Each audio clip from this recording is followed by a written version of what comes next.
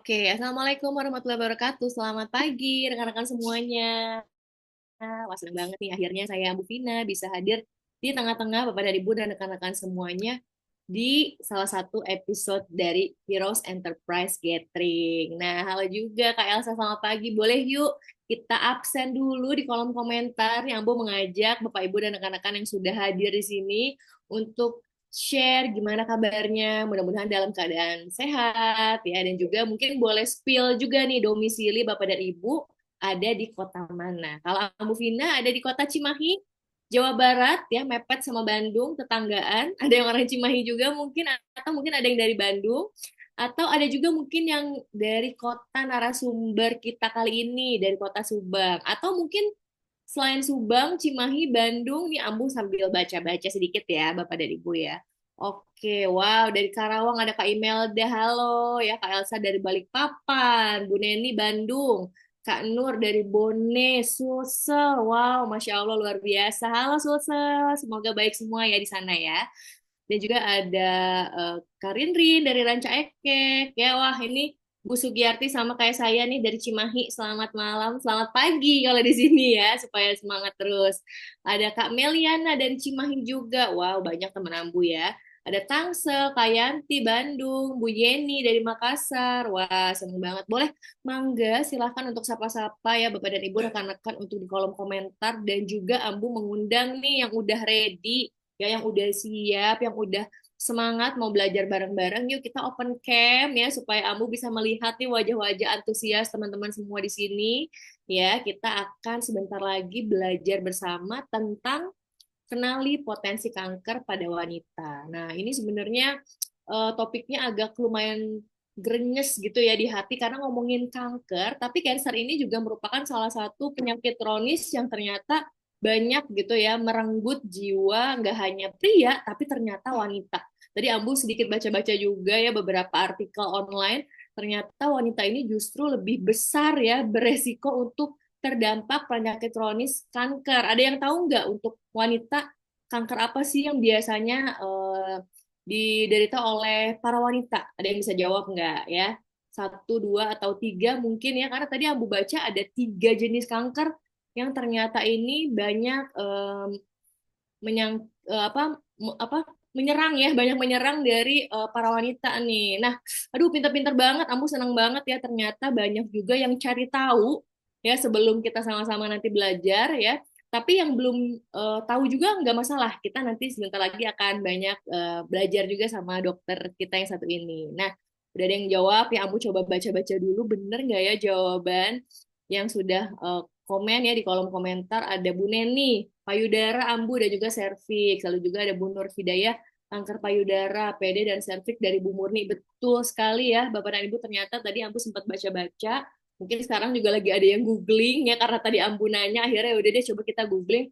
Ternyata tiga penyakit kanker yang sering ditemui pada penderita wanita itu adalah pertama payudara, kedua adalah cervix, dan yang ketiga itu ada ovarium juga. Yang coba kita tanya deh ya, bener nggak nih ke narasumber kita yang satu ini. Tapi sebelum kita masuk ke pembahasan ya, dan juga kita kenalan sama narasumber kita, boleh yuk untuk di-invite ya, sekali lagi Ampu menghimbau untuk rekan-rekan dan juga Bapak Ibu di sini, menghimbau nih, atau misalnya boleh untuk uh, share juga ya ke, boleh nggak Ambu saya mau share ke grup keluarga atau misalnya ke grup RT RW atau ke grup apa rekan-rekan saya yang lain gitu ya, atau komunitas, boleh banget. Jadi memang Heroes Enterprise Gathering ini adalah webinar ya, webinar yang biasanya membahas tentang kesehatan, lalu juga tentang psikologis, lah ilmu-ilmu yang bermanfaat ini boleh banget untuk disebarluaskan ya,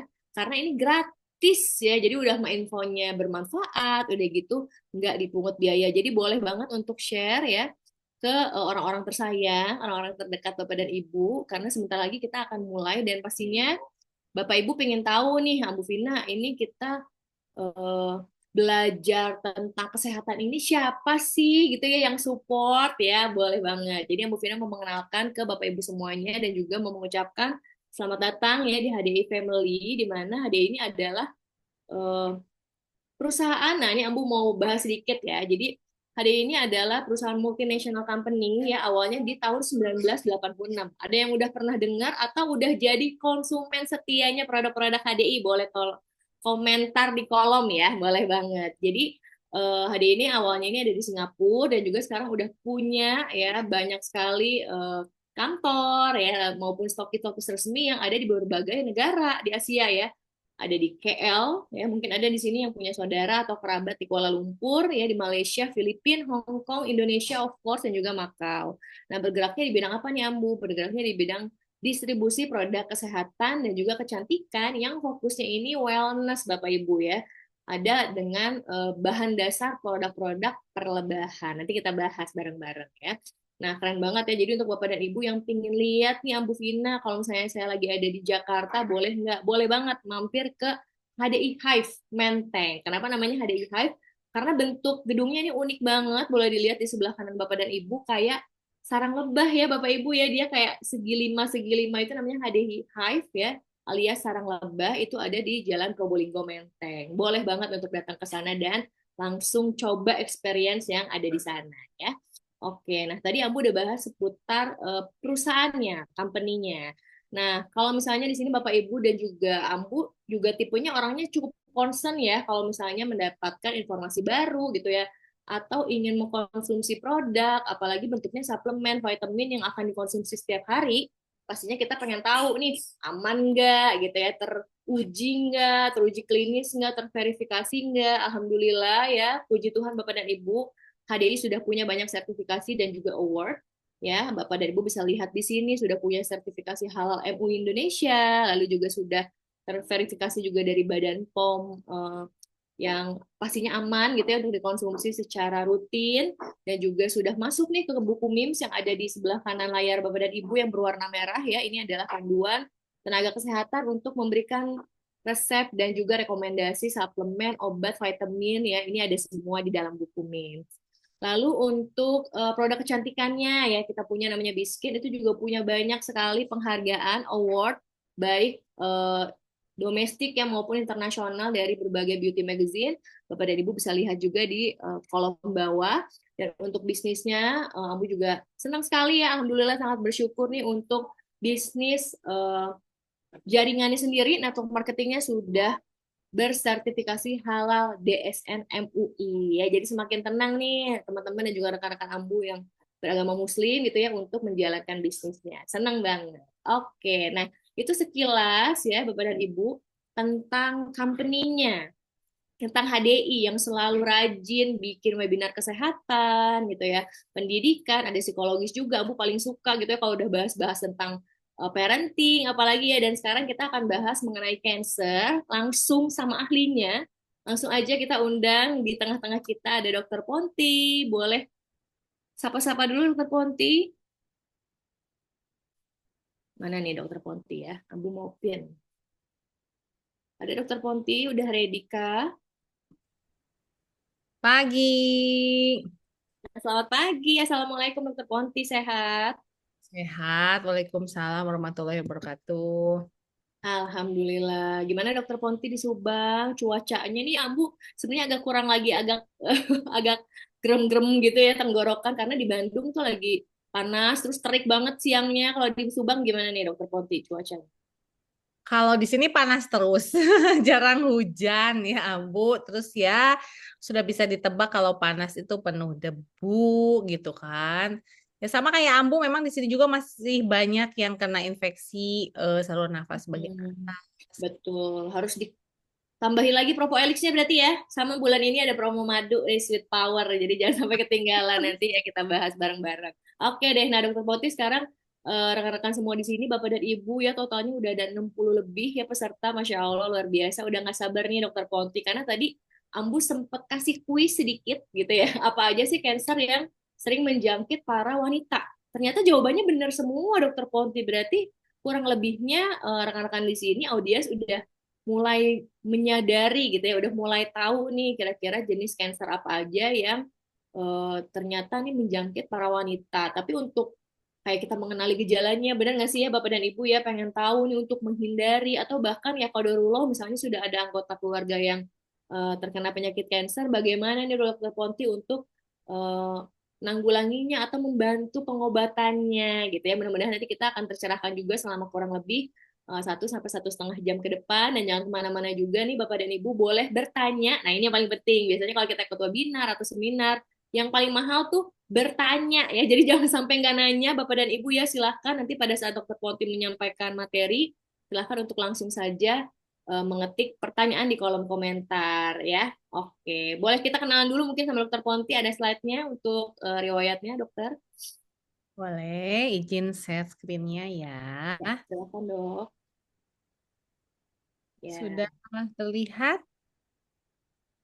sudah. Oke, kasih Ambu waktu sedikit lagi. Mudah-mudahan jangan bosan Bapak dan Ibu ya. Ambu ingin mengenalkan dokter kesayangan kita ya, yang selalu meluangkan waktu beliau yang super padat. Alhamdulillah, terima kasih dok. Jadi kita akan bersama-sama nanti ya, Bapak dan Ibu belajar bersama Dokter Rosmalia Ponti Harvadiani, dokter spesialis penyakit dalam, Vinasim ya gelar beliau. Adalah ibu dengan 3 orang anak. Riwayat pekerjaannya saat ini beliau berdinas di RSUD Subang ya, dan juga di RS Hamori Subang, dan beliau juga memiliki klinik yang bernama Klinik Medika Farma, adanya di Subang juga. Beliau juga saat ini masih aktif menjabat sebagai Ketua Persadia Subang, Ketua Kopi TB Subang, anggota PAPDI Jabar, dan juga anggota ID Subang. Dan beliau juga nggak hanya aktif berdinas di dunia medis, dan juga saat ini beliau juga sudah mencapai nih achievement ya di HDI, khususnya menjabat sebagai eksekutif dan leader HDI. Wow, keren banget, luar biasa ya Bapak dan Ibu ya. Oke deh. Nah, langsung aja ya, melihat gelar Dokter Poti kita udah nggak usah ragu-ragu ya Bapak dan Ibu ya. Insya Allah ilmunya ini valid, akurat, dan juga nanti didukung dengan berbagai jurnal ilmiah pastinya. Silahkan Dokter Ponti. Siap, terima kasih Ambu. Selamat pagi rekan-rekan. Mudah-mudahan ini kalau dengar judulnya, lihat judulnya nggak takut duluan ya. Karena memang banyaknya orang tuh dengar kata kanker ya belum apa-apa udah menciut duluan, dan banyaknya malah menghindari mencari tahu lebih lanjut karena takut gitu mendengar fakta-faktanya. Namun kalau Bapak Ibu semua ketahui bahwa sebetulnya kanker itu ternyata bisa dikenali lebih dini, dan kalau ditemukan lebih dini tentunya bisa diatasi lebih baik lagi.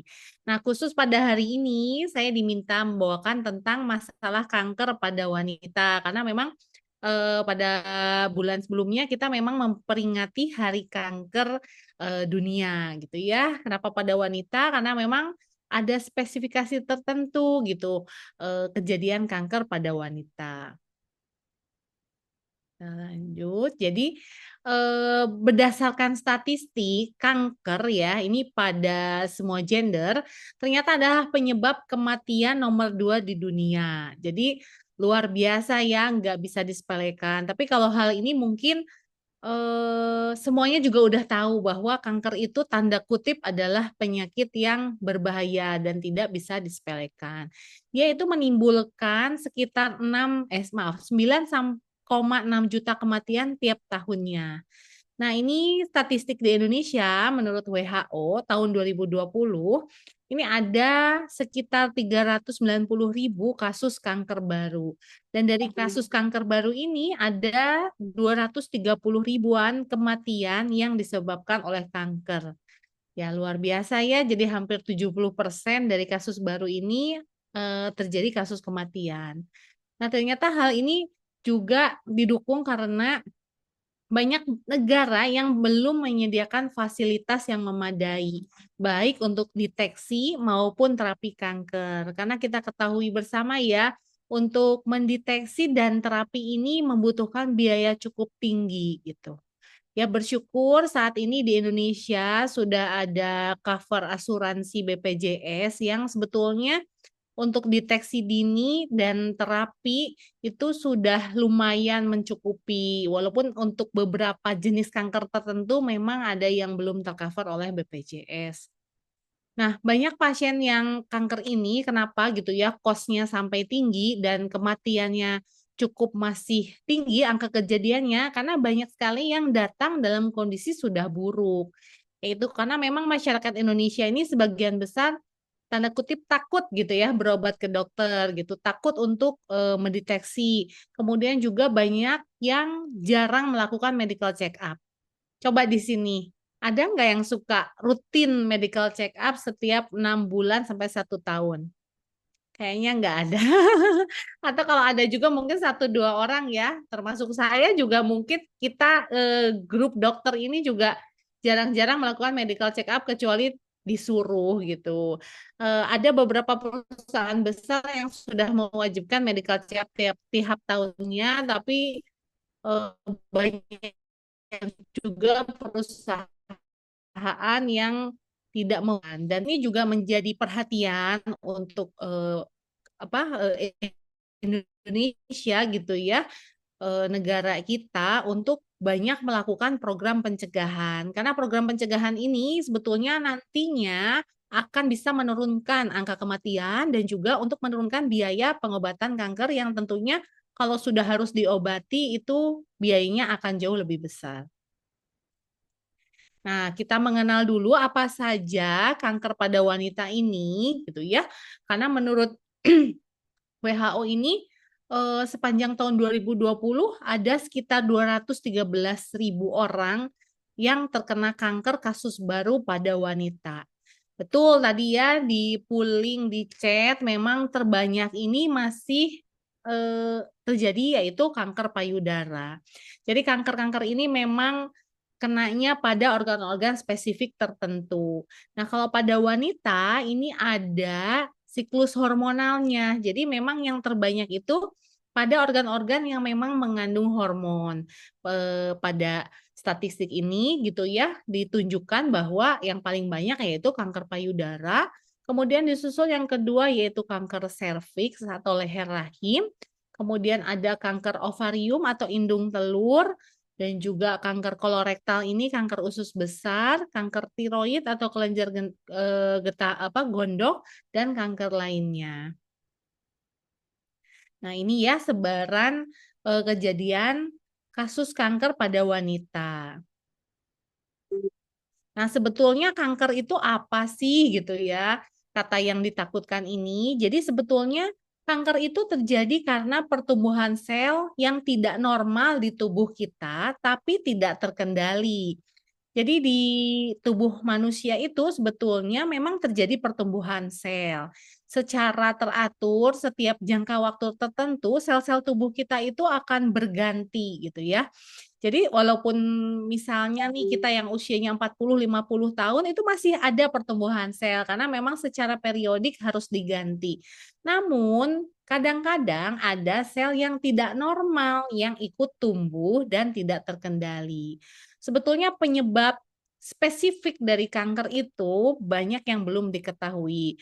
Namun banyak faktor-faktor resiko yang bisa mengarah ke penyebab kanker. Nanti kita bahas satu-satu ya.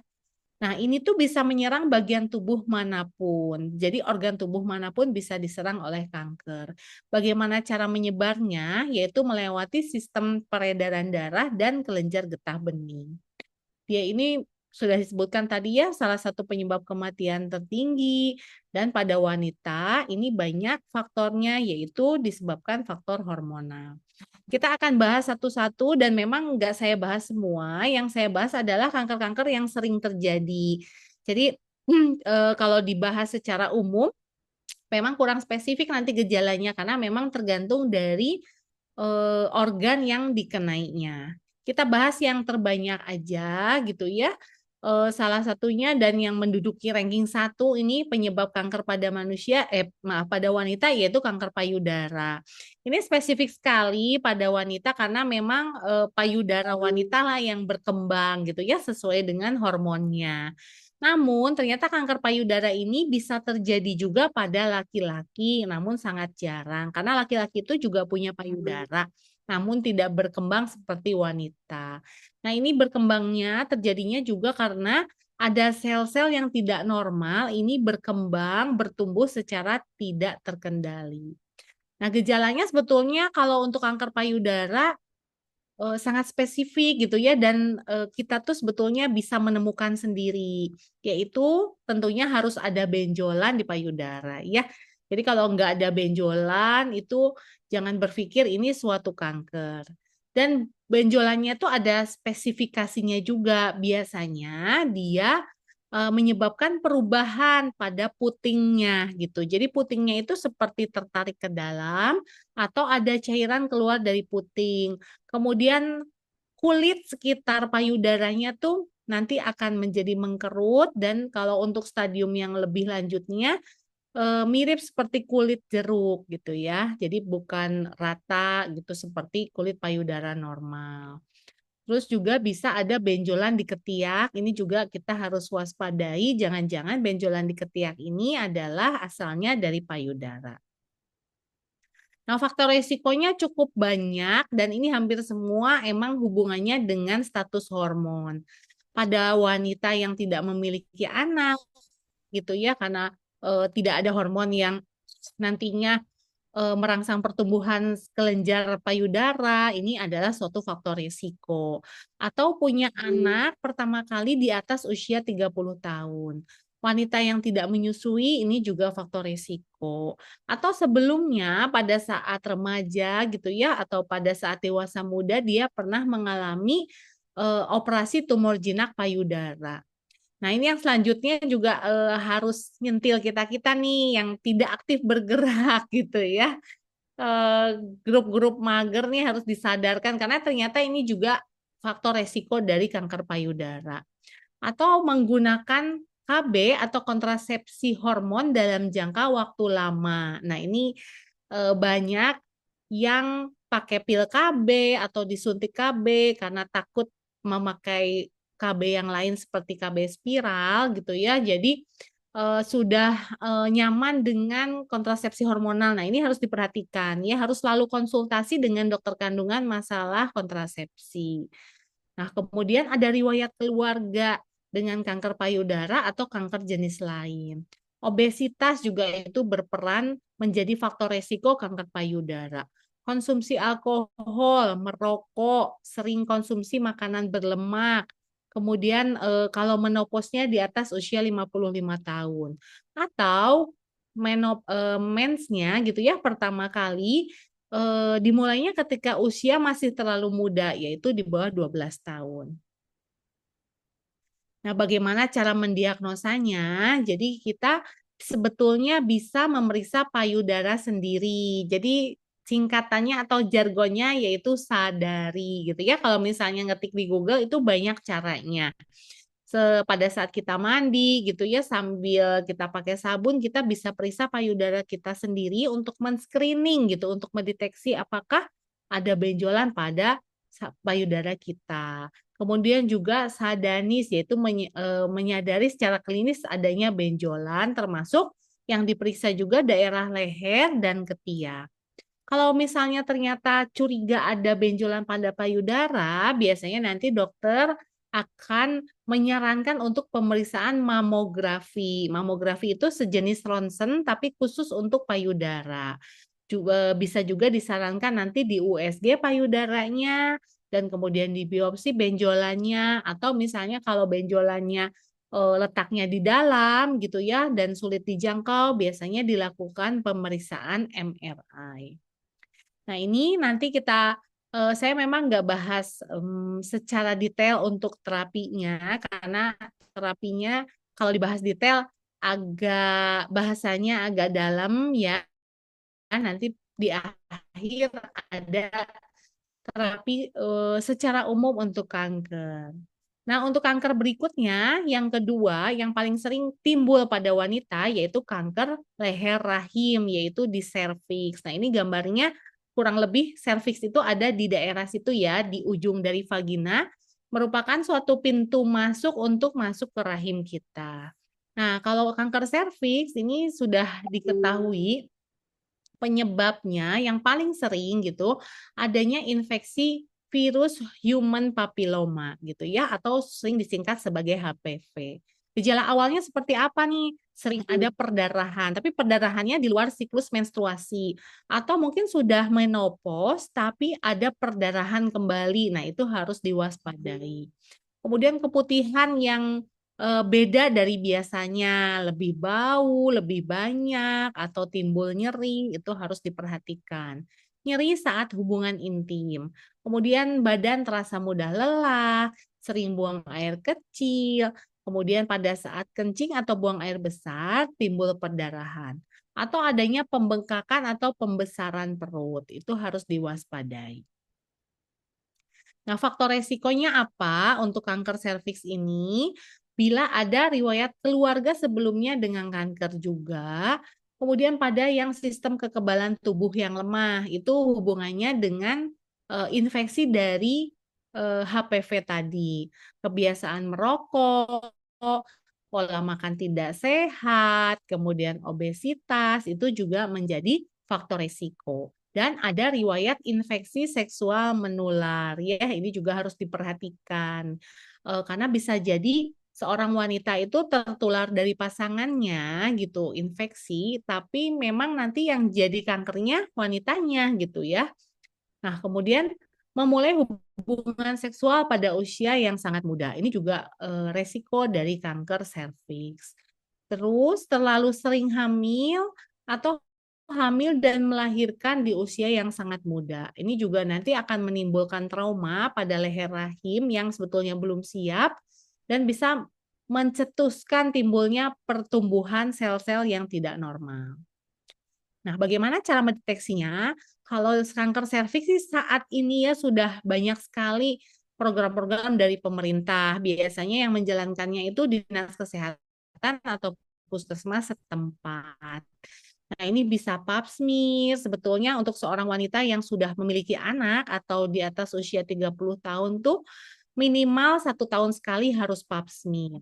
Kemudian ada tes HPV, itu biasanya kalau memang ada gejala. Atau biopsi bila memang ditemukan kelainan pada saat pap smear. Atau IVA test. IVA test itu meneteskan cairan pada leher rahim. Ini biasanya memang dilakukan oleh tenaga kesehatan khusus seperti bidan atau memang dokter kandungan. Ya, ini programnya udah banyak. Kalau di kota saya sendiri ada kegiatan rutin bahkan dari puskesmas ya untuk melakukan IVA test maupun pap smear. Saya yakin sih di kota-kota juga banyak. Nah, bagaimana cara mencegahnya? Tentunya karena memang ini berhubungan dengan organ seksual, maka harus berperilaku seksual yang baik, harus dicegah berganti pasangan gitu ya untuk mencegah membuat leher rahimnya menjadi bersih. Kemudian harus rajin pap smear, juga melakukan vaksin HPV. Nah, ini di antara di sini ibu-ibu yang hadir di sini sudah belum nih vaksin HPV ya? Ini harus ya. Bahkan yang belum punya anak pun disarankan. Bahkan nih di sekolah anak saya akan dilakukan vaksin HPV pada anak SD ya. Jadi sekarang anak SD pun sudah dilakukan vaksin HPV karena virus ini bisa menyerang juga anak-anak tapi nanti timbul penyakitnya pada saat dia sudah remaja atau dewasa muda. Nah, yang pasti harus dijaga ya kebersihan vagina. Beberapa bulan yang lalu sama Ambu juga nih pernah dibahas HEG ya, bagaimana cara memelihara kebersihan vagina. Nah, yang selanjutnya ada kanker ovarium. Ovarium itu kantung telur atau indung telur. Ini juga ada tumbuh sel yang tidak normal dan menjadi ganas. Padahal kantung telur atau indung telur itu penghasil hormon utama di tubuh wanita. Juga untuk menghasilkan sel telur yang nantinya akan bertemu nih dengan sel sperma untuk terjadi kehamilan. Ya, nah, kanker ovarium ini sebetulnya bisa dibilang kanker yang silent karena di awal dia sama sekali tidak menimbulkan gejala. Gejalanya itu kalau sudah ada berarti stadiumnya sudah lanjut. Yaitu gejala-gejalanya seperti ada nyeri perut, terus perut membesar, berat badan turun tanpa alasan yang jelas, ada mual, ada nyeri pada saat hubungan seksual, dan sering buang air kecil. Nah, ini faktor resikonya masih hampir sama dengan yang sebelumnya, yaitu kebiasaan merokok. Nah, kemudian untuk kanker ovarium nih bisa terjadi pada yang sudah lanjut usia atau orang-orang yang menjalani terapi hormon pasca menopause. Ada riwayat keluarga juga ya dengan riwayat kanker, ada obesitas atau pernah menderita endometriosis. Dan mens pertamanya di usia di bawah 12 tahun atau yang belum pernah hamil, ini faktor resiko juga untuk terjadi kanker ovarium. Nah, bagaimana diagnosisnya? Karena memang ovarium itu organ yang kecil dan adanya di dalam panggul, jadi memang agak sulit. Artinya memang harus ada pemeriksaan yang canggih gitu ya, pemeriksaan lanjutan. Di awal sih bisa diperiksa panggul. Nah, pemeriksaan panggul ini memang harus dilakukan oleh dokter kandungan ya. Nah, bila nanti ada kecurigaan ke arah kanker ovarium, maka biasanya disarankan untuk USG atau CT scan atau MRI. Dan juga dilakukan pemeriksaan darah berupa kadar protein CA125 yang mengarah ke kanker ovarium.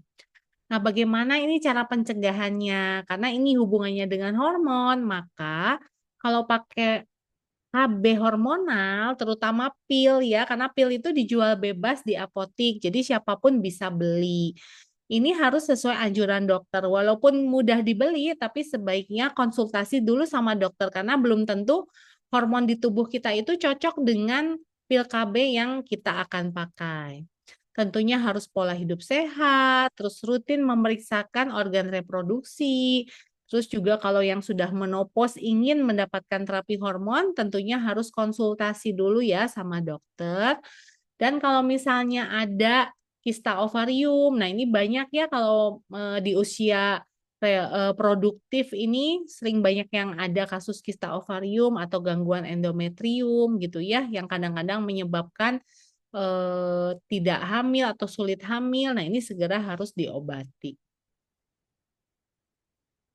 Nah, kanker berikutnya yang sering terjadi juga pada wanita yaitu kanker kolorektal atau adanya tumor di usus besar.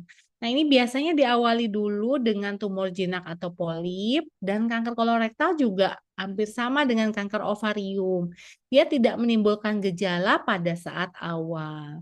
Namun pada saat lanjut bisa timbul nyeri perut, gangguan BAB, BAB-nya berdarah gitu ya, terus bentuk kotoran jadi berubah, berat badan turun tanpa alasan yang jelas. Kalau pada wanita biasanya sering ada gangguan haid atau nyeri haidnya itu berlebihan. Lemas badan karena biasanya nafsu makan berkurang atau timbul anemia atau kekurangan sel darah merah. Nah, ini faktor resikonya biasanya terjadi pada usia 50 tahun, tapi di bawah 50 tahun pun masih bisa.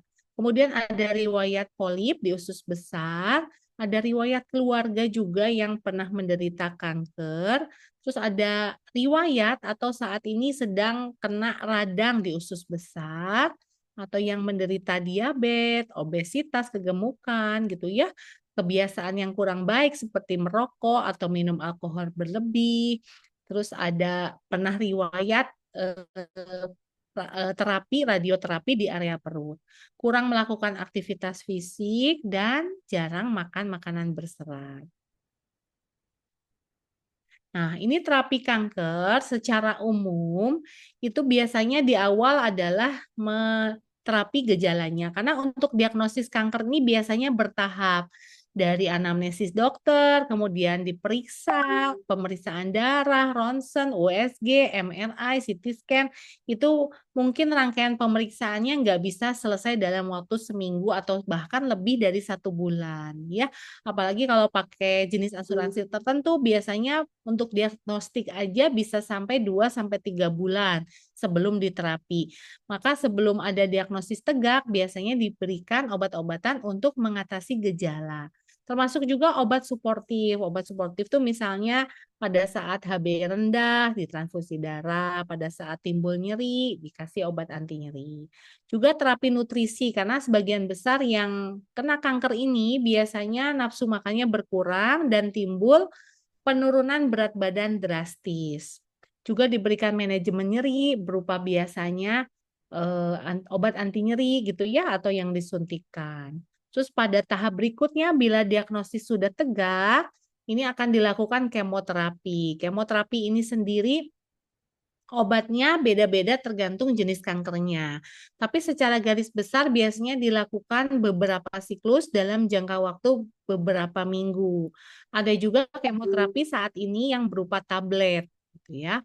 Nah, ada juga terapi yang berupa radioterapi atau kalau bahasa awamnya itu sinar gitu ya, karena memang seperti di ronsen gitu, tapi ada sensasi panasnya. Nah, terapi yang berikutnya operasi. Biasanya operasi ini pada kanker-kanker yang bentuknya berupa benjolan yang cukup besar sehingga mengganggu fungsi organ lain. Atau juga dibutuhkan pemeriksaan sel yang jelas sehingga harus dilakukan tindakan operasi.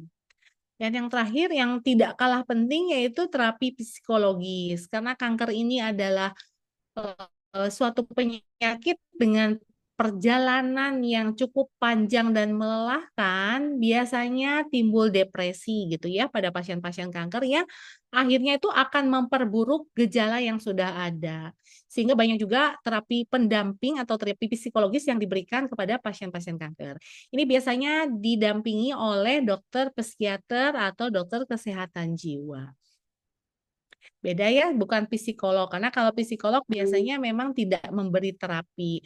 Kalau pada kanker ini biasanya diberikan terapi juga untuk psikisnya, untuk depresinya, supaya pasien-pasien ini bisa lebih tenang. Nah, selanjutnya gitu ya, apa saja ya suplemen dari HDI atau produk-produk HDI yang bisa membantu nih kalau pada kasus-kasus kanker ini. Saya coba cari kemarin pada saat membuat presentasi ini ternyata luar biasa cukup banyak dan penelitiannya banyak yang terbaru. Salah satunya yang saya ambil ini dari tahun 2023 dari suatu jurnal farmasi ya yang memang membahas masalah pengobatan dan obat-obatan yang mengambil bahwa si propolis ini memiliki efek kanker yang cukup banyak. Dia itu bisa menghambat pertumbuhan sel kanker, kemudian untuk sel-sel yang normalnya itu bisa dicegah kematiannya, kemudian siklus pertumbuhan sel kanker tumornya bisa dihambat, juga tahu masuknya sel kanker ke sel yang normal itu bisa dihambat. Nah, di HDI ini ada Propoelik Plus yang selain memang mengandung ekstrak propolis, dia juga mengandung ekstrak jamur ya yang menambah efek anti kanker bila dikonsumsi. Kemudian yang lainnya ada polenergi. Jadi polenergi ini isinya bipolen. Ini dari Jurnal Nutrisi tahun 2022. Polen ini diteliti banyak sekali efeknya. Salah satunya pada penyakit kanker. Dia bisa mencegah pertumbuhan sel tumor, bahkan bisa menurunkan gitu ya pertumbuhan sel tumor. Jadi membantu memperkecil ukuran dari sel tumor itu sendiri. Yang berikutnya ada madu ya atau clover honey, di sini madu natural. Di sini juga ada jurnal dari tahun 2022. Ternyata memang madu ini bahkan ada efek mencegahnya gitu ya. Jadi bagus nih untuk kita-kita di sini yang alhamdulillah saat ini masih sehat bisa konsumsi madu secara teratur untuk mencegah kanker. Kalau yang sudah ada kanker bisa dibantu dia untuk mencegah penyebaran karena memang mengandung flavonoid atau antioksidan. Nah, ada Royal Jelly. Ini efek anti kanker dari Royal Jelly ini bisa menghambat pertumbuhan dan penyebaran dari sel kanker. Nantinya bisa meningkatkan harapan hidup dan dia juga sangat baik digunakan untuk pasien-pasien yang sudah mendapatkan obat kemoterapi. Yang kita tahu ya obat kemoterapi itu efek sampingnya cukup berat. Sehingga dengan pembelian Royal Jelly ini dia bisa menurunkan efek samping yang negatif dari obat kemoterapi. Nah, sebagai penutup, jadi kasus kanker di Indonesia itu masih cukup tinggi dan menyebabkan angka kematian yang juga cukup tinggi. Nah, masalahnya gejala awalnya memang sering tidak dikenali. Maka dari itu, kita memang harus selalu waspada dan melakukan cek rutin untuk kesehatan terutama organ-organ reproduksi ya. Dan juga selain itu tadi kita sudah bahas bersama ya bahwa hampir semua faktor resiko atau penyebabnya itu salah satunya adalah daya tahan tubuh rendah dan perilaku hidup yang tidak sehat. Makanya kita harus jaga daya tahan tubuh kita ya walaupun saat ini agak sulit dengan polusi gitu ya, dengan serbuan makanan dan minuman dengan bahan pengawet gitu ya, terus kemudian dengan pola kerja yang cukup lumayan sehingga kita kurang istirahat. Nah, kita harus tetap bisa jaga daya tahan, tubuh kita. Jadi kanker ini bisa dicegah dan kalau diatasi sedini mungkin, maka kanker ini bisa sembuh, tuh. Nah, berikutnya saya kembalikan lagi ke Ambu karena banyak sekali ya yang masih kita bahas setelah ini. Oke, ya, oke. Wah, senang banget ya tadi Bapak dan Ibu ya udah dipaparkan secara jelas banget sama Dokter Ponti. Terima kasih Dok dan jangan kemana-mana dulu Bapak dan Ibu, rekan-rekan Heroes dan juga Dokter Ponti ya karena tadi ada beberapa pertanyaan ya dan juga apa ada juga pengalaman nih Dok ya dari rekan-rekan ada yang punya pengalaman, ada yang punya pendapat juga dan pertanyaan boleh tolong dibantu untuk dilihat kembali ya Dok sambil Bapak dan Ibu izinkan saya sebentar ya untuk menyampaikan ada eh, hal-hal yang tadi ada kelanjutannya juga nih dari materi Dokter Ponti ya karena tadi Dokter Ponti sempat spill beberapa produk HDI yang bisa membantu. Pertama udah pasti ya untuk menjaga kesehatan. Kedua kalau misalnya ya kodarullah gitu ya udah terjangkit bisa juga nih ternyata dikurangi resikonya atau dikurangi rasa sakitnya ya untuk memaintain kesehatan juga menjaga kesehatan itu dengan produk-produk yang berbasis perlebahan. Benar ya Bapak Ibu ya tadi ada propolis, ada polen, ada royal jelly dan ada madu. Nah, itu semua ada ya di produk-produk HDI Bapak dan Ibu. Kenapa? Karena produk-produk kita ini basisnya adalah B-product. Nah, dan juga semuanya ini merupakan produk-produk alami, ilmiah, bahkan beberapa seperti tadi Polenergy udah ada sebagai pendamping atlet di Indonesia ya, sebagai daily supplement. Itu namanya Polenergy. Nah, selain itu juga banyak sekali produk-produk seperti untuk anak-anak ya. Kita juga punya produk baru nih bulan lalu. Siapa yang ingat ya ada Gummy Bees dan juga ada Honey Bees untuk batuknya, ada juga untuk jaga kesehatannya, jaga imunitasnya, lengkap banget. Udah gitu ada juga untuk personal care, kita punya yang warna hijau di sini ya, Better Botanics namanya Bapak dan Ibu. Dan juga untuk suplemen dan vitaminnya, tadi seperti yang sudah disampaikan oleh Dokter Ponti, ada Propoelix, ada Propoelix Plus yang memang khusus diformulasikan untuk penyintas kanker dan juga untuk para penderita kanker, ada juga Bone and Joint yang paling baru tadi kalau sempat lihat videonya dan juga banyak sekali produk-produk berbasis pelebahan yang mungkin bisa Bapak Ibu coba dan bisa rasakan sendiri nih khasiatnya. Nanti kalau yang butuh kayak brosur atau misalnya gambar-gambar atau misalnya ada katalog produk itu boleh banget untuk request ya ke rekannya yang mengundang ke sesi webinar kali ini ya. Boleh banget tuh minta segala informasi-informasi seputar produk HDI. Dan juga tadi Ambu sempat bilang ada produk kecantikan. Kita punya yang namanya Biskin Bapak dan Ibu ya. Ada Wellline dan juga V-Line ada dua tipe untuk jenis kulit normal kombinasi dan juga kering yang cenderung berflek ya. Kenapa ini spesial banget dan rekan-rekan harus coba Bapak Ibu karena terbuat dari six core antioksidan dan pastinya mengandung perlebahan juga ya ada madunya, ada propolis, ada royal jelly udah pasti dan ini nggak ada ya di produk-produk lain. Aku juga belum pernah coba. Nah, jadi semua produknya ini adanya di HDI pastinya dengan label Biskin, made in Korea, ya, dan juga bebas 14 bahan kimia berbahaya. Dan yang paling penting aman untuk bumil dan busui, ya, karena dulu juga pada saat hamil dan menyusui susah ya kita untuk cari skincare, benar ya di para ibu-ibu semuanya juga pasti sama.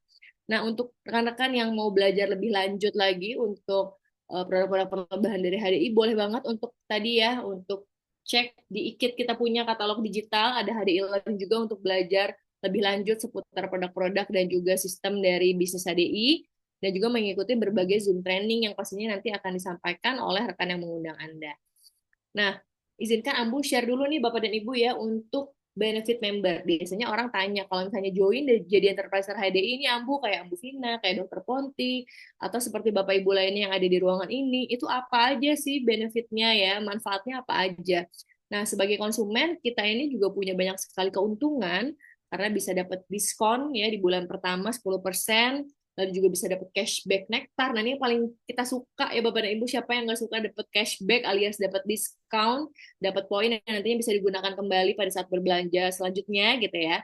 Dan juga ada subsidi ongkir untuk seluruh Indonesia, free konsultasi kesehatan dan kecantikan dengan medical doctor dari HDI, dan juga ada promo-promo bulanan yang menarik banget ya, setiap bulannya itu selalu ganti promo-promonya, dan kita juga punya yang namanya e-magazine. Lalu untuk para just tipper gitu ya, yang suka-suka jualan, atau misalnya di sini ada bapak dan ibu yang coba untuk mengenalkan produk HDI ke rekan-rekannya atau keluarganya, itu juga dapat benefit tambahan seperti komisi 10-15% ya dari total omset jaringan bapak dan ibu, lalu juga bisa mengakses portal bisnis online alias HDI One, dan juga bisa langsung berbelanja secara mudah lewat HDI Store, itu bentuknya web store ya, gampang banget digunakannya. Lalu untuk mendapatkan benefit yang lebih besar lagi, Bapak dan Ibu bisa mencoba untuk menjadi seorang networker atau distributor dengan bisa mendapatkan potensi sumber pendapatan yang tidak terbatas, ya, komisi 5% dari omset grup, dan juga ekspansinya ini cukup mudah dan luas, Bapak dan Ibu. Yang paling penting kita punya special coaching dan juga mentoring. Jadi nggak akan belajar sendiri, tapi akan didampingi oleh coach kita dan juga mentor kita. Kalau bayar registrasi di Stokis itu 50.000. Khusus buat Bapak dan Ibu semua hari ini yang ikut webinar, bisa daftar secara online lewat online registration link, itu free. Jadi silahkan yang belum mendaftar untuk tanya nih ke rekan yang mengundang, gimana sih cara saya supaya bisa bergabung menjadi seorang enterprise HDI. Kenapa harus bergabung ya? Karena di sini Ambu mau kasih tahu bahwa ada power of networking di mana Bapak dan Ibu bisa mendapatkan potensi penghasilan tadi yang tidak terbatas kalau bergabung menjadi seorang networker. Gimana tuh Ambu? Ya, jadi kita di sini punya sistem di bulan pertama Bapak dan Ibu ini bisa merekrut ya, bisa merekrut dan juga bisa mensponsori rekan lainnya atau keluarga lainnya ya, sehingga di bulan berikutnya ya Bapak dan Ibu dan juga satu rekan tadi bisa sama-sama mensponsori juga nih satu orang, sehingga di bulan kedua ini sudah ada 4 enterpriser yang bergabung di bawah jaringan Bapak dan Ibu.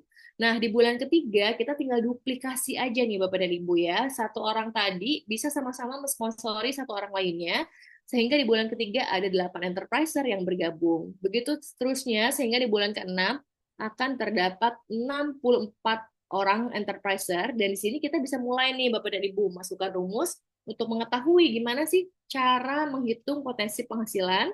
Nah, caranya adalah dengan jumlah enterprise aktif yang terdaftar dan juga berbelanja sebanyak 300 bisnis point, dikalikan dengan pengali rupiah dari HD itu ada dikali dengan 3.000 rupiah, dan juga dikalikan dengan tadi potensi omset jaringan Anda sebesar 5%. Ternyata ada di angka 2.880.000 Bapak dan Ibu. Wah, ini masih kurang Ambu ya. Saya butuh lebih banyak lagi nih untuk kebutuhan saya sehari-hari dan juga keluarga. Oke, kita lanjutkan lagi proses duplikasinya Bapak dan Ibu ya, di bulan ke-7, di bulan ke-8. Ini angka enterpriser akan terus bertambah ya sampai di angka ribuan bahkan. Dan di bulan ke-12 apabila Bapak dan Ibu juga member-member lainnya ini sama-sama aktif untuk mensponsori dan juga menyebarkan manfaat HDI, sehingga di bulan ke-12 akan terdapat 4.000 enterpriser yang sama-sama ini aktif gitu ya menjalankan bisnis, sehingga potensi penghasilan Bapak dan Ibu juga akan semakin besar dengan kita masukkan rumus yang tadi ya, di 4.096 orang dikalikan dengan 300 bisnis point ya, dan juga dikalikan dengan 3.000 rupiah dan dikali 5%, ternyata totalnya sangat jauh besar sekali dibanding bulan ke-6 ya. Di satu tahun Bapak dan Ibu bisa memiliki potensi penghasilan di 184.320.000. Nah, tapi Ambu, kalau misalnya hanya 10% aja nih yang works gitu ya, yang sama-sama jalan dengan saya.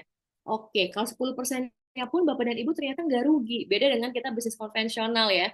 Kayaknya kalau saya bikin bisnis cuma 10% untungnya udah gulung tikar. Tapi kalau di HDI kita masih punya 18.432.000 dari 184 juta tadi ya yang harusnya didapatkan kalau misalnya semuanya ini berjalan dengan semestinya gitu. Jadi Bapak dan Ibu bisa punya berbagai opsi ya, dan juga berbagai ilustrasi untuk di Power of Networking ini. Nah, lalu kalau misalnya tadi Ambu sudah share untuk benefit-benefit, ternyata masih banyak loh Ambu ya benefit-benefit lainnya. Oke, akan di-spill nih langsung aja. Jadi kita bisa tanya-tanya untuk konsultasi kesehatan dan kecantikan ya. Udah gitu bisa dapat juga rekognisi dan cash award. Jadi HDI ini rajin banget untuk kasih apresiasi kepada enterpriser-nya yang berprestasi pastinya ya.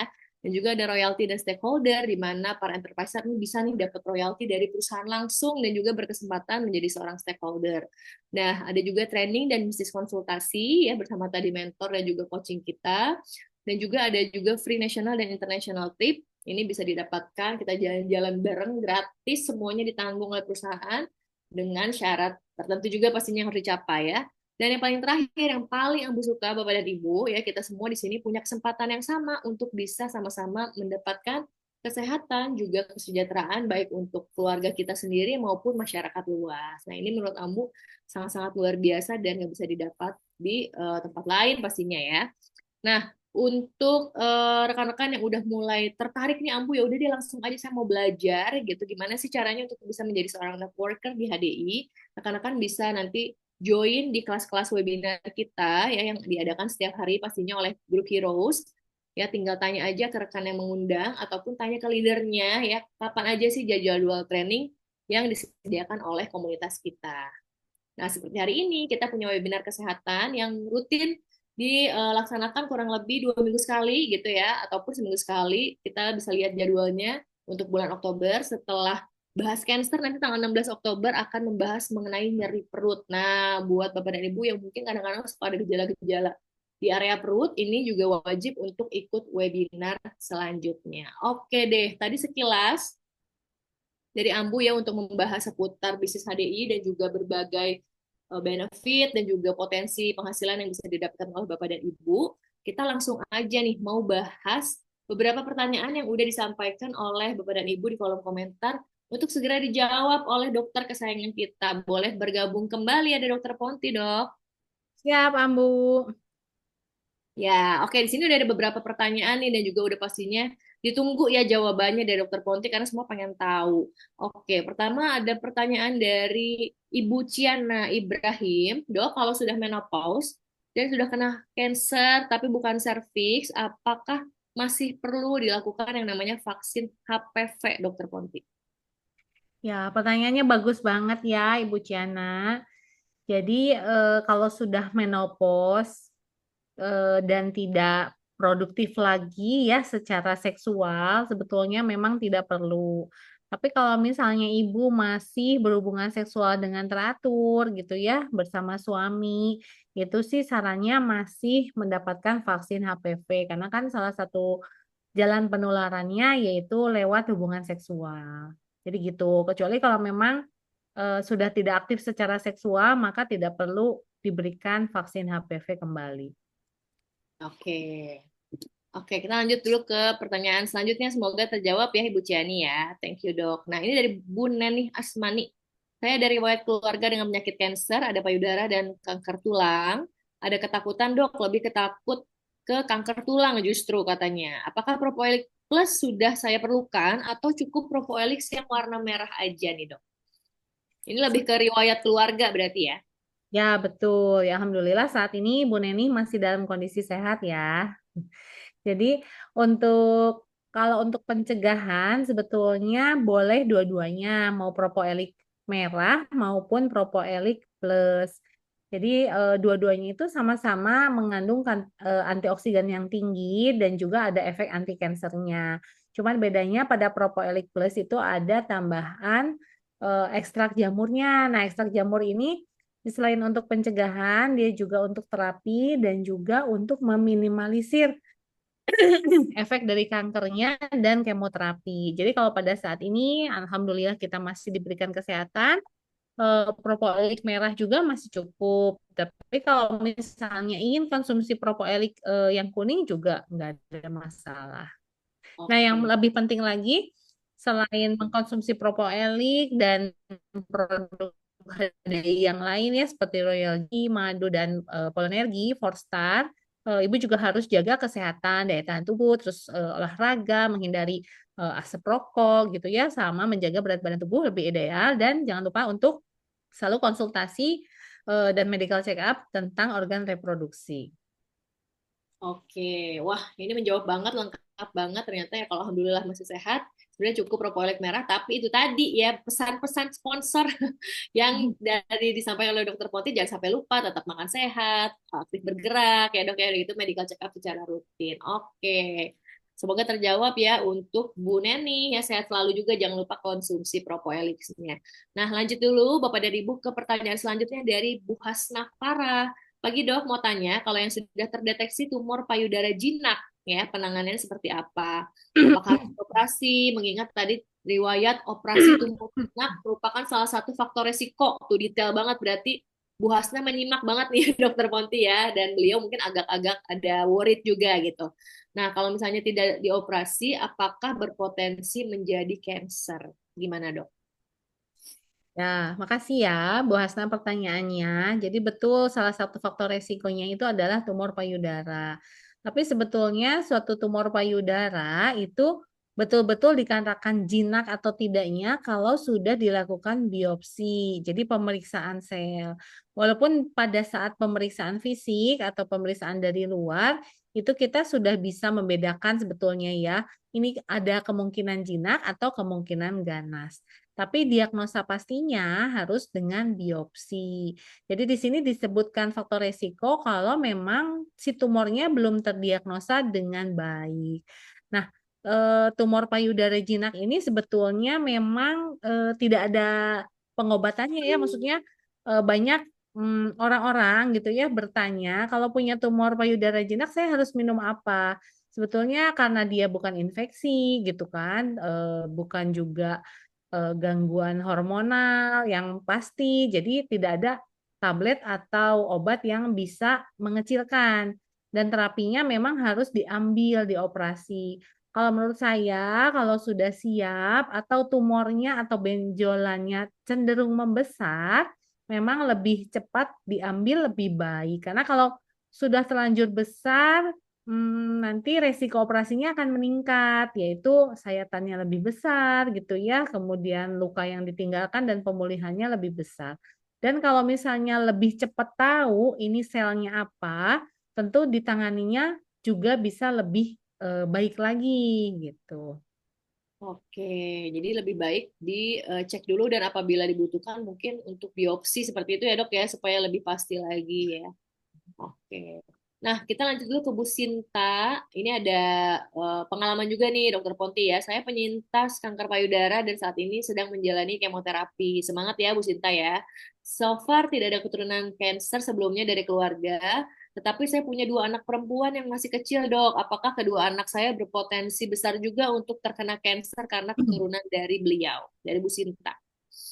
Ya, Bu Sinta, semoga sehat selalu karena saat ini kemungkinan sedang menjalani kemoterapi tablet Betul. ya, Bu Sinta, sebagai terusan dari kemoterapi infus biasanya. Nah, karena Ibu memiliki dua orang anak yang perempuan juga nggak ya, kalau misalnya perempuan anaknya memang harus lebih waspada gitu ya, karena memang faktor keturunan ini merupakan faktor resiko. Walaupun sebetulnya nanti kalau dilihat dari silsilah, nanti dilihat dari silsilah keluarga suami juga, Bu. Karena, anak ini kan, hasil perpaduan gen antara ibu dan bapak. Kalau misalnya dari keluarga bapak dan, ke atas-atas silsilahnya tidak ada, mudah-mudahan faktor risiko ini menurun. Nah, pada anak-anak, kalau memang anaknya perempuan, apalagi nanti setelah tumbuh payudara, diajarkan untuk sadari, jadi memeriksa payudara sendiri, sehingga nanti bila ditemukan ada benjolan atau gangguan payudara, bisa segera dikonsultasikan ke dokter. Karena kan, namanya anak-anak nggak mungkin ya kita periksa terus, apalagi kalau anaknya sudah remaja mungkin kan risih kalau sama ibu diperiksa terus payudaranya gitu. Jadi harus diajarkan untuk memeriksa payudara sendiri, kemudian juga dibiasakan gitu dari sekarang untuk gaya hidup sehat, diatur pola makan, dan diajarkan untuk aktif bergerak atau olahraga. Dan tentunya minum suplemen ya Bu ya dari HDI. Tuh, mencegah lebih baik daripada mengobati, tapi ya kalau sudah harus diobati, tetap semangat gitu ya. Oke. Betul sekali. Nah, ini tadi ada tambahan juga dari Bu Sinta ya. Selama kemo ini, Dok, saya mau konsumsi Propolis Plus dan Royal Jelly. Wah, udah betul, udah tepat ya, Dok ya. Minim efek setelah kemo dan tetap normal nafsu makannya luar biasa. Testimoni loh dari seorang Bu Sinta. Terima kasih Bu Sinta udah berbagi dengan Bapak Ibu semuanya di sini ya, rekan-rekan. Jadi ternyata benar ya tadi yang di jurnal ilmiah disampaikan oleh Dokter Ponti. Alhamdulillah sudah mendapatkan apa reaksi yang positif ya dari seorang cancer fighter nih Bu Sinta, luar biasa ya. Semoga sehat selalu. Lanjut dulu ke Bu Lisa, Dok ya. Dok, izin bertanya, saya ada konsumen. Nah, ini konsumennya Bu Lisa punya riwayat kanker payudara. Beliau bilang takut minum Royal Jelly karena punya sifat regenerasi sel, justru ya khawatir sel-sel kankernya ikut tumbuh lagi. Dan Royal Jelly menormalkan hormon di mana ada beberapa konsumsi RJL, tadinya mau menopause, terus nggak jadi menopause ya, malah jadi tertunda. Sementara untuk pasien kanker, mereka sengaja dibuat menopause dini ya untuk pengobatannya. Ini gimana nih dok? Karena mungkin masih ada keraguan-raguan dengan khasiat dari Royal Jelly ya, bahkan ini ya. Gimana dok? Ya, betul. Jadi sebetulnya kalau dilihat manfaat dan cara kerjanya, betul Royal Jelly itu salah satu efeknya adalah untuk regenerasi Ya, sel. regenerasi sel. Tapi sebetulnya justru bagus karena yang diregenerasi oleh si Royal Jelly itu adalah sel-sel tubuh yang normal gitu. Jadi bukan sel tubuh yang tidak normal. Jadi Royal Jelly itu basicnya ada antioksidan juga. Jadi dia bisa memilih gitu ya. Untuk sel-sel yang tidak normal sama dia tidak akan dirangsang pertumbuhannya karena sifat antioksidan itu dia akan menghancurkan radikal bebas. Jadi si sel yang tidak normal itu pasti sebetulnya sudah terdeteksi oleh tubuh kita. Nah, dia akan dimunculkan gitu ya, dikenalkan sebagai radikal bebas gitu. Tapi radikal bebas yang berasal dari tubuh kita sendiri. Nah, radikal bebas ini makanya perlu lawan. Nah, lawannya itu adalah antioksidan yang salah satunya terkandung di Royal Jelly, di Propoelix, di Polenergi juga Clover juga ada. Jadi justru sebetulnya kalau sifat regenerasi selnya ini justru baik karena yang diregenerasi itu sel-sel normal di mana pada pasien kanker sel normalnya itu tertekan. Jadi banyak sel normal yang artinya mengalami kematian dini akibat sel tumornya berkembang. Jadi kita kan harus memperbanyak sel normal dong ya supaya fungsinya bisa tetap berjalan sebagaimana mestinya. Nah, terus yang untuk Royal Jelly, sebetulnya Royal Jelly itu tidak menunda menopause. Royal Jelly itu tidak merubah suatu siklus hormonal pada seorang wanita, tapi dia memperbaiki gitu. Jadi kalau memang dari gennya menopause-nya umur 50, nggak bisa minum Royal Jelly, saya nggak mau menopause sekarang gitu ya. Makanya minum Royal Jelly sebanyak-banyaknya supaya menopause-nya bisa ditunda 5 atau 10 tahun lagi. Itu nggak bisa seperti itu. Jadi Royal Jelly itu karena basicnya alami gitu ya, dia dari perlembahan juga, dia akan mengikuti siklus yang memang ada pada orang tersebut. Jadi kalau memang sudah menopause, dia nggak akan bisa tertunda lagi gitu orang Royal Jelly. Tapi justru dengan menopause ini, si Royal Jelly itu bisa membantu mengatasi keluhan-keluhan yang ditimbulkan dari menopause-nya itu.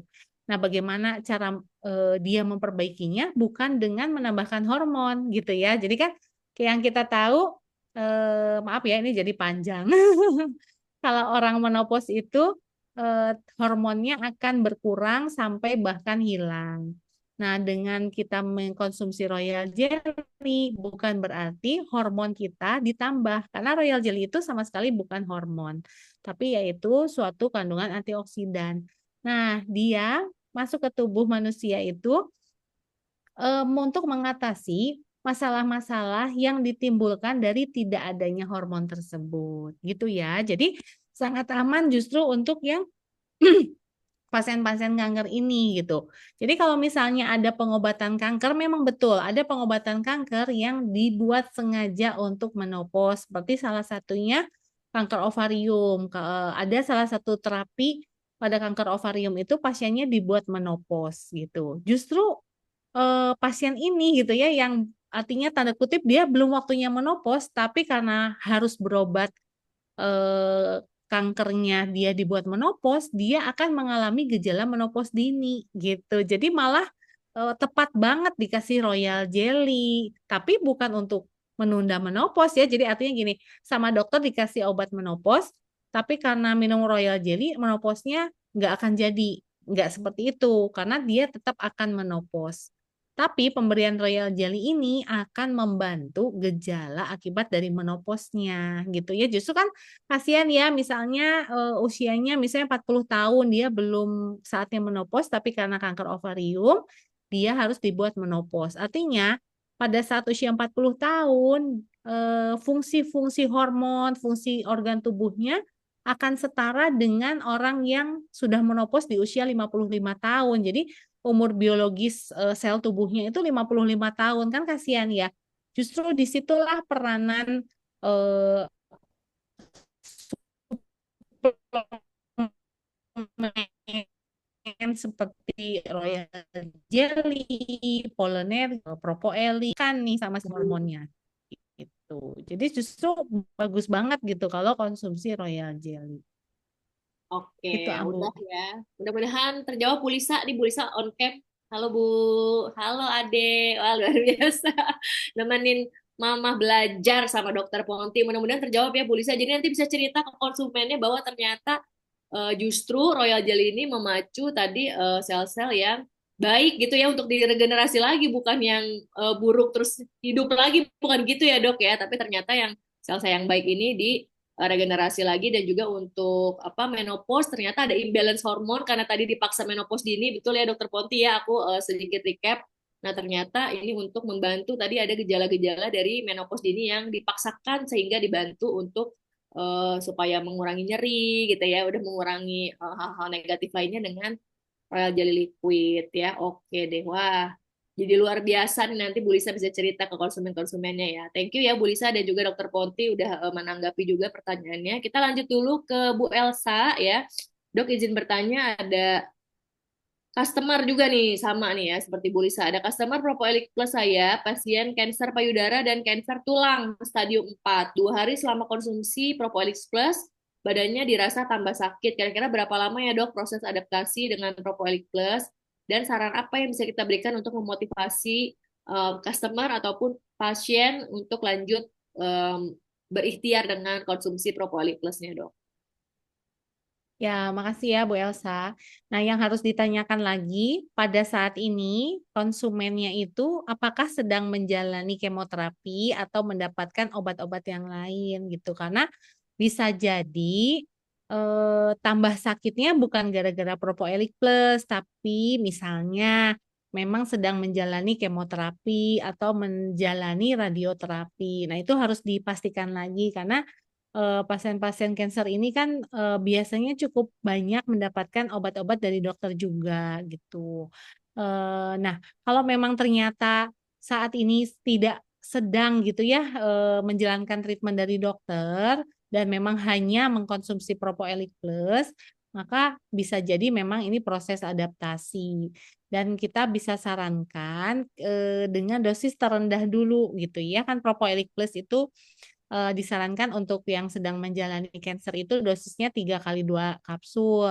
Tapi bisa kita kasih saran mungkin di 1 kapsul dulu setiap hari gitu, dilihat selama 3 hari. Kemudian dinaikkan dosisnya jadi 2 kali 1, nanti 2 kali 2, sampai akhirnya mencapai 3 kali 2. Nah, terus tanya juga pada saat misalnya nih dia sudah menyetop Propoelik Plus-nya, apakah sakitnya tetap gitu ya? Bisa jadi setelah Propoelik Plus tetap sakit gitu, karena apalagi ini kanker tulangnya stadium 4. Ini kena colek dikit aja udah sakitnya luar biasa kalau kanker tulang memang. Jadi pemakaian Propoelik Plus yang tambah sakit ini harus jelas dulu karena apanya gitu ya. Oke, berarti nanti boleh di cross check kembali ke pasiennya ya Bu Elsa ya. Tapi tadi ada info tambahan nih Dok, kemoterapinya 2 minggu yang lalu kemonya. dan hanya dikasih obat anti nyeri. Mungkin ada adaptasi juga dari painkillernya ya dok ya. Ya, betul. Karena biasanya painkillernya ini mengandung sedatif atau narkotik ya. Jadi cukup berat juga untuk adaptasi ke tubuh. Oke, tetap dimotivasi dan juga diberikan tadi saran-saran dari Dokter Ponti, point of view-nya, insight-insight-nya ya Bu Elsa kepada konsumennya ya, tetap semangat juga. Terima kasih tadi pertanyaannya. Kita boleh lanjut lagi karena masih ada pertanyaannya. Dari Bu Asna, dok izin bertanya, kalau ada benjolan air di payudara itu gimana cara penanganannya? Benjolan air, saya baru dengar nih dok, gimana tuh? Mungkin yang dimaksud Bu Asna adalah kista, ya itu memang bisa terjadi. Nah tentunya ini harus jelas dulu ya Bu, keluhannya seperti apa. Karena kalau kista ini bisa jadi suatu infeksi, jadi bukan tumor. Kalau tumor itu kan sel ya yang padat. Kalau kista ini seperti rongga yang isinya air, tapi isinya bisa jadi bukan air, tapi bisa juga nanah atau cairan yang isinya bakteri. Jadi memang harus konsultasi ke dokter karena harus dilihat secara langsung benjolannya seperti apa. Kalau memang ini suatu kista atau abses, itu biasanya karena infeksi, biasanya disarankan untuk pemeriksaan USG payudara dan pemeriksaan darah. Kalau memang mengarah ke infeksi, maka biasanya tidak ada tindakan operasi, tapi hanya pemberian antibiotik dalam jangka waktu tertentu. Tapi kalau ternyata bukan kista atau bukan abses, ya nanti mungkin disarankan untuk tindakan operasi. Oke, boleh nanti untuk dicek ke dokter terdekat dulu ya dok ya, khususnya ya, supaya tidak terjadi spekulasi, ini benar-benar harus dilihat dulu ya. Semangat ya untuk Bu Asna. Nah, lanjut dulu ada dari Kak Jacqueline. Dok, sekarang ini ada metode baru dikenal dengan metode Karnus untuk mencegah kanker. Salah satunya menyebutkan telur tidak boleh didadar, sebaiknya diceplok. Bagusan direbus kayaknya. Ini jujur baru dengar nih ya Bapak Ibu ya saya ya metode Karnus ini. Nggak tahu Dokter Poti udah pernah dengar sebelumnya apa belum dari pasien ya. Gimana nih dok ya tentang teori tersebut? Ini ternyata hmm, apa konsumsi telur juga diatur ya sekarang atau gimana nih dok? Benar nggak sih dok? Ya saya juga baru dengar, baru Nanti dengar habis saya gini coba kita googling sama-sama ya dok ya. Tapi thank you ya Kak Jacqueline ya ini informasinya menarik sekali ya dokter ya. Tapi untuk sebenarnya untuk pasien cancer ada pantangan nggak sih dokter Poti? Kita mungkin lebih generalisir ke situ kali ya sekarang. tuh. Tapi terima kasih nih Kak Jacqueline ya, jadi pernah dengar akhirnya ya ada teori seperti ini. Karena memang kalau hoax tentang cancer itu banyak sekali. Seperti salah satunya cara memasak gitu ya, yang ini dikatakan tidak didadar tapi diceplok. Sebetulnya itu sih nggak ada secara ilmiah. Karena telur sendiri sebetulnya sangat baik dikonsumsi oleh penderita cancer karena kandungan proteinnya yang tinggi gitu ya. Nah, tapi untuk pantangan secara umum untuk penderita cancer tentunya harus makan makanan yang sehat, artinya bebas pengawet, bebas bahan kimia, dan bukan makanan kemasan. Jadi makanan yang fresh seperti sayur buah atau misalnya sumber protein kayak tahu, tempe, telur, daging, ikan gitu itu semua yang fresh. Jadi bukan berupa frozen food. Itu biasanya yang disarankan nih untuk pasien-pasien kanker gitu ya. Gitu Ambu. Oke deh. Nah, sekarang lanjut dulu ke Bu Cindy. Halo Bu Cindy, sehat Bu Cindy? Gimana kabarnya Bu? Miss Cindy aku panggilnya, Miss kesayangan aku. Oke, ini ada pertanyaan dari Miss Cindy. Izin bertanya dok, ada teman saya terkena leukemia karena susah ngantri BPJS untuk kemo ya bener ya antri banget ternyata ya sekarang.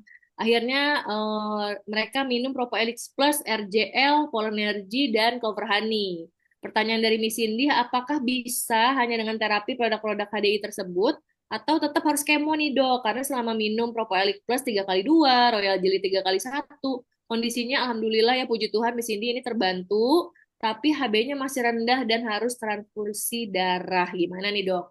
Tetap harus kemo dan juga mendapat penanganan lebih lanjut. Ya, makasih Miss Cindy. Jadi ini memang tergantung jenis leukeminya gitu ya. Karena leukemi itu banyak sekali jenisnya. Leukemi itu untuk kalau yang belum tahu adalah kanker darah.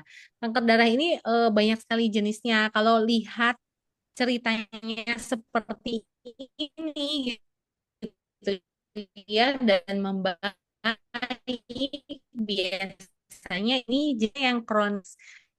Jadi kalau kanker darah kronis memang dengan kemoterapi pun biasanya efek sampingnya cukup berat dan kadang-kadang malah kematian tuh timbul atau angka kesakitannya timbul akibat dari kemoterapi.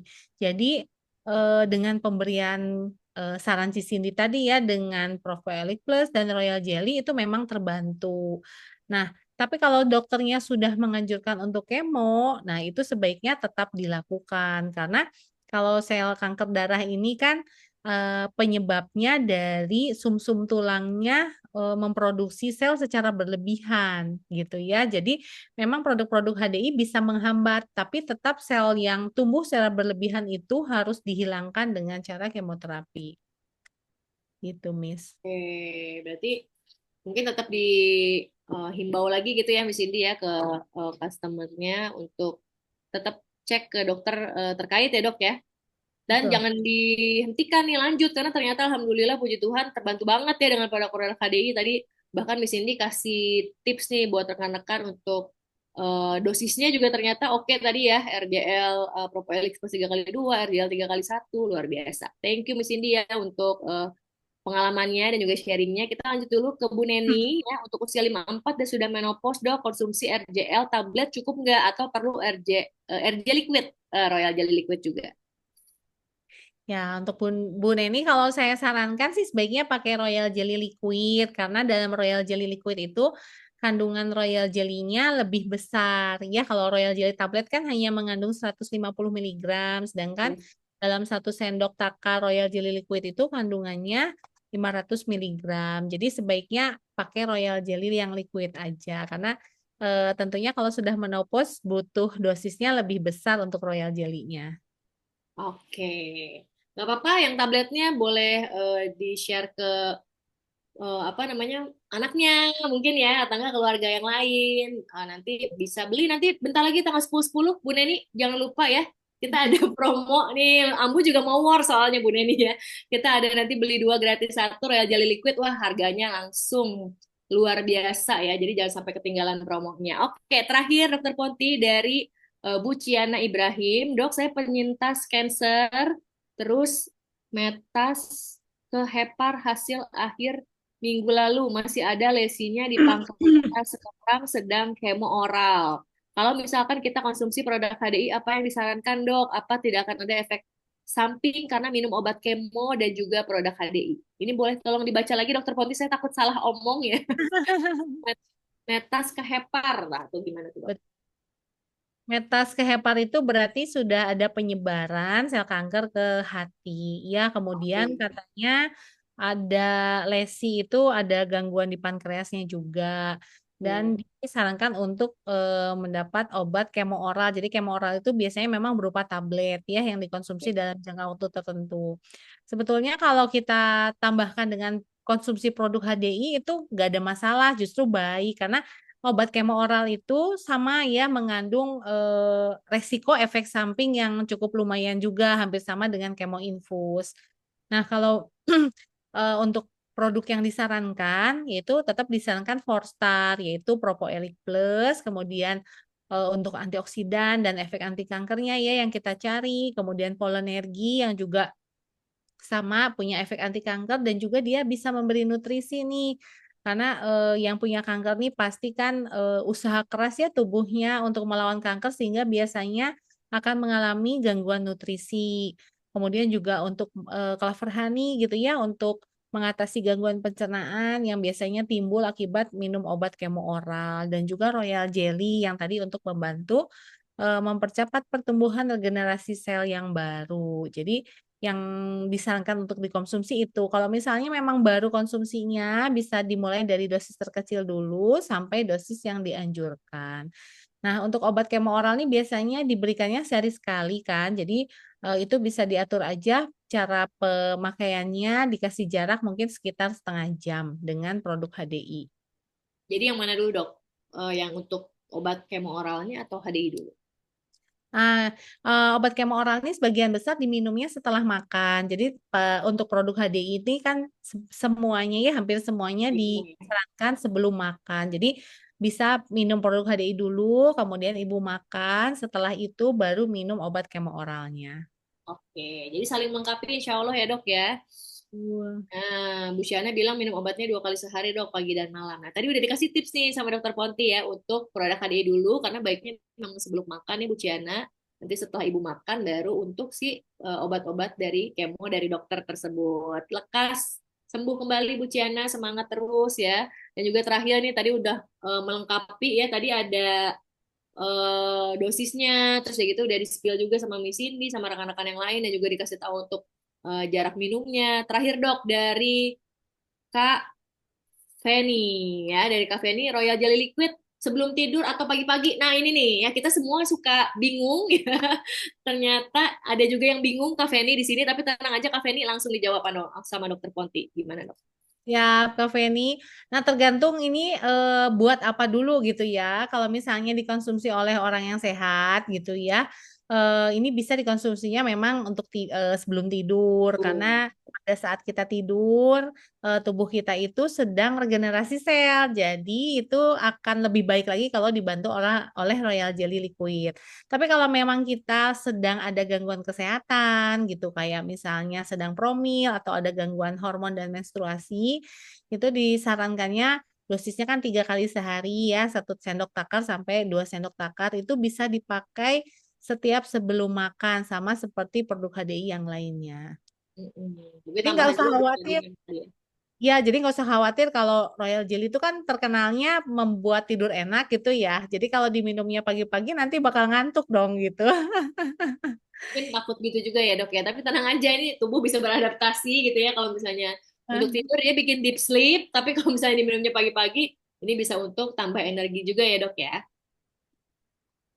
Oke, terima kasih juga Kak Feni udah bertanya. Nggak terasa Bapak dan Ibu ya, kita udah hampir 1 jam setengah. Tadi mulai setengah 8, sekarang udah mau jam 9 WIB. Ya, thank you so much. Sekali lagi terima kasih buat Dokter Ponti dari Subang ya udah berbagi dengan kita. Selalu ya, kalau materi Dokter Ponti ini selalu singkat, padat, jelas, dan jawaban semua terjawab. Masya Allah ya, luar biasa. Terima kasih Dokter Ponti sudah meluangkan waktunya, dan juga terima kasih untuk Bapak dan Ibu yang sudah hadir di webinar kesehatan dari Heroes Group kali ini. Pastinya kita semua mendoakan Bapak dan Ibu supaya dalam kondisi terbaiknya, ya, yang sedang sakit semoga segera diberikan kesembuhan, dan juga yang ingin berikhtiar menjaga kesehatan jangan lupa dikonsumsi terus produk-produk perlebahan alami dan asli dari HDI. Kita ketemu lagi di sesi HYG selanjutnya. Ambu Vina mengucapkan terima kasih banyak dan mohon maaf kalau salah-salah kata mewakili dari tim Heroes. Dan juga terima kasih sekali lagi kepada Dokter Ponti. Kita ketemu di sesi HEG selanjutnya. Wassalamualaikum warahmatullahi wabarakatuh. Selamat pagi. Salam, selamat pagi.